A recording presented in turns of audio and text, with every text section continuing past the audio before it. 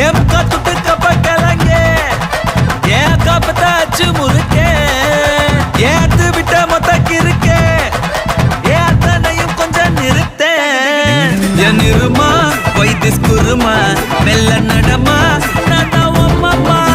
என் முனிமா கொஞ்சம் பனிமா ரூட்டு தனிமா ஐயோ என்றம்மா வாயாடி மீன் பாடி பாடி பாப்போம் விளையாடு தாய் கிளவி